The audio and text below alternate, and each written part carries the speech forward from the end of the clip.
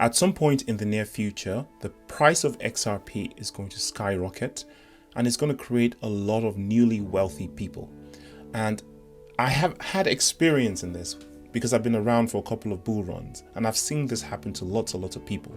And unfortunately with some people, because they have no plan, they get rich and then they get poor again. And it's happened to so many people that I know, and it keeps happening because people fail to plan. Now, this isn't financial advice. Again, do your own research and do your own thing. But if I were someone who was to come to wealth from XRP going to $100 or $500, some are predicting that XRP would go to $100. Some are saying $500. Some are saying thousands of dollars. If I was someone that were to come to this wealth and I suddenly had, say, millions of dollars total, what would I do? Well, the first thing that I would do is I would sign up for some kind of company. So a limited liability company if you're in America, so that's called an LLC, or in the UK, a limited company. Something to represent myself and insulate myself from that money. And what that does is it prevents legal action against you that would obliterate that wealth from you, because that is the fastest way to lose your money, is by legal liability. Again, I'm not a legal advisor. Please seek one, and also seek a CPA when it comes to tax issues. This is the second thing. I would hire a tax professional that is savvy and very conversant with cryptocurrencies. I would get them to go through my books and make sure that all the taxes are paid and those things are settled and out of the way. Because that's the number 2 way to completely lose all your wealth, is to not account for taxes and fall in trouble with the government. Look, I'm from the crypto universe and I understand that many crypto people are anti-establishment, we're anti-government almost by definition, and a lot of us don't like taxes. In fact, there are a lot of libertarians and super right-wing people who think we shouldn't be paying any taxes at all. In fact, some cryptocurrencies are based around that concept: separation from government, whatever. Now, I don't do political content, but whatever the case is, wherever you're living in your jurisdiction, you probably have some taxes to pay if you make that kind of money.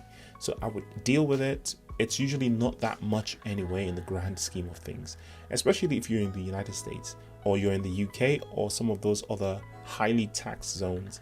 That's one thing that you really want to deal with, because 5, 6, 7 years down the line, His Majesty's royal people will come after you. The government in the United States, the IRS, you guys have it over there, they will come after you and they will collect their taxes and they will fine you, and they might even prosecute you if you don't pay your taxes. So sort out the taxes, get that out of the way. The third thing I'll do is actually sell. Okay, I understand how it can be that some of these communities can get cult-like and you might want to hold forever. So you hold, it goes up, you hold all the way down, you hold up all the way down. And unfortunately, because some people swing trade, right, during the bull markets, down markets, whatever, they don't realize that they've actually incurred taxes to pay. So when the market is super high, when you could have sold and secured your taxes and put them away, you didn't sell. You just carried on swing trading. And then now in the bear market, you've got taxes to pay. And your taxes mean you have to pay them.